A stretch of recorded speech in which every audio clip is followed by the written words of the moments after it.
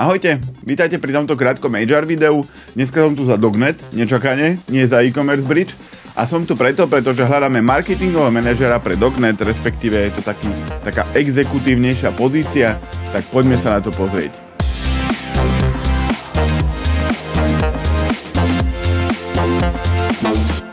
Dognet v najbližších mesiacoch a rokoch prejde zmenami. Možno ste ho poznali ako affiliate sieť, celkom úspešnú stredoeurópsku sieť a ako keby vieme, že trošku sa musíme produktovo posunúť a tomu bude prislúchať aj marketingová stratégia. Teda ak by som to mal priblížiť, tak my sa meníme ako keby zo špecializovaného obchodu typu Zelovoc na hypermarket. Teda tá služba bude úplne iná, budeme mať nové cieľové skupiny, ale bude to stále vhodné aj pre tých, ktorých máme. Je to taká evolučná zmena, možno že aj revolučná, to je ale na inú debatu. Každopádne celá tá marketingová stratégia aj všetko sa bude musieť robiť na novo.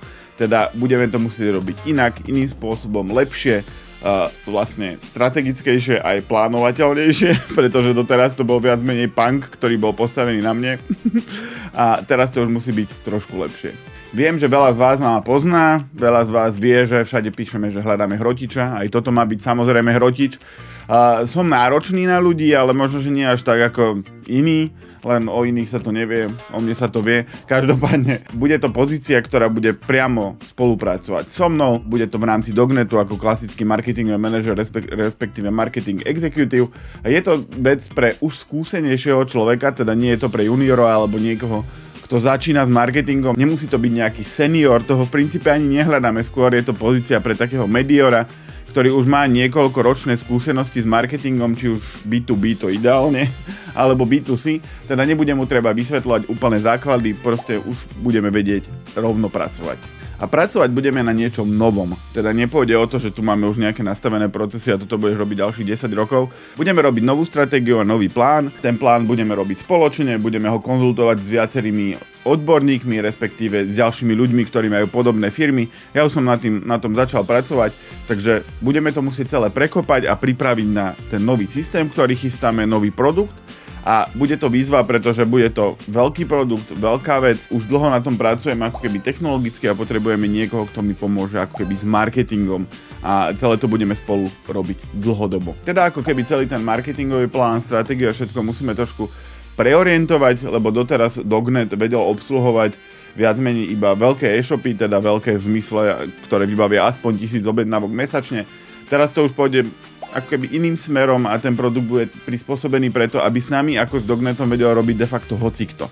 Takže ako inzerenti, tak publishery, proste stále to budeme spájať, ale budú tam aj rôzne ďalšie možnosti. Tento marketingový plán už bude zameraný na leady, ich spracovanie, vyhodnocovanie.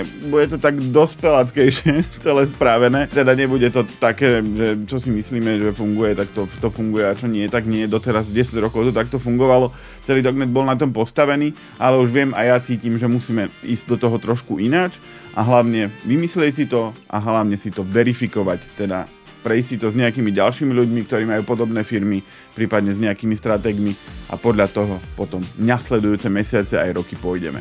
Je to teda hardcore B2B, nie je to niečo, kde sa budeme baviť o miliónoch zákazníkov, budú to stále tisícky, možno desiatky tisíc partnerov, s ktorými pracujeme, je to e-commerce, nikdy to nič iné nebude, možno, že trošku marketingovejšie ladené, ale v najbližších rokoch určite e-commerce. Nehľadáme niekoho, kto bude len rozhadzovať ručičkami, proste rozdávať úlohy, keď treba, ja neviem, vytvoriť nejaký obrázok pre článok, tak proste nebudem si to 3 hodiny otáčať s nejakým grafikom, ale proste si otvorím Illustrator alebo Canvu alebo čokoľvek a proste to spravím. Máme design manuál, proste máme šablóny, všetko sa dá robiť veľmi rýchlo, teda je to aj tá práca, ako sa hovorí, s lopatou, teda nie je to len manažerská pozícia, preto som stále prizvukoval, že to je marketing manažer, ako keby / executive manažer, teda nie je to len o tom fakt rozdávať úlohy, delegovať, kontrolovať, ale o tom aj reálne robiť tie veci a bude to práca hlavne so mnou, to bude tá hlavná výzva, akože ja som taký náročný, ale zase férový. My dvaja budeme mať na starosti ako keby marketing a to ako pre slovenskú pobočku, českú, maďarskú, balkánsku. Teda je to výzva, nie je to len o tom, že si tu budeme pachtiť nejaký e-shop alebo nejakú malú firmu, ktorá má, ja neviem, predáva hliníkové profily alebo tak. Pôjdeme akože na to fakt vo veľkom. Počítam s tým, že do niekoľkých mesiacov alebo rokov začneme ten tým budovať ako keby marketingový, lebo viem, že celá tá firma znova bude postavená na marketingu a na kvalitnom lead gene, inbound marketingu, proste fakt, že robí to poriadne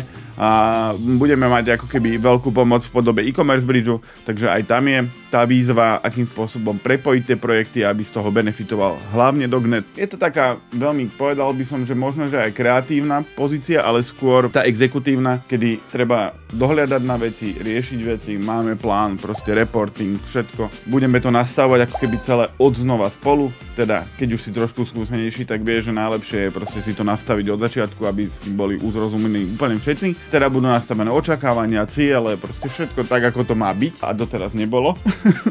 Takže aj pre mňa to bude niečo nové, ale už viem, že ako keby iná cesta neexistuje.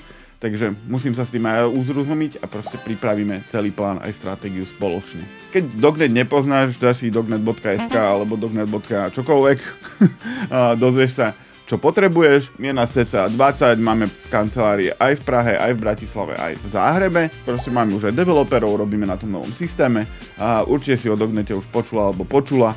Takže keby niečo, tak si to pozri. Robíme z Karpatskej 6, teda 2 dní máme z týždňa, každý týždeň home office, pondelok a v piatok. A v Bratislave máme klímu, dokonca masážne kreslo, ktoré je tu v štúdiu. Máme aj takú chladničku s nápojmi, s kolou a tak. A dosiahneš aj počítač dokonca, keď budeš chcieť. Veľmi sa teším na tohto nového človeka, lebo bude robiť priamo so mnou. Ako som spomínal, so mnou nie je úplne ľahké robiť, ale už si aj ja musím nejakým spôsobom upratávať veci. Takže ako tá stratégia, takto plánovanie, všetko bude fungovať tak profesionálnejšie, pretože potrebujeme to pre tú expanziu, potrebujeme to pre ten nový produkt. Takže ak by ste mali otázky, tak kdekoľvek sa mi ozvíte a teším sa na vás. Ahojte.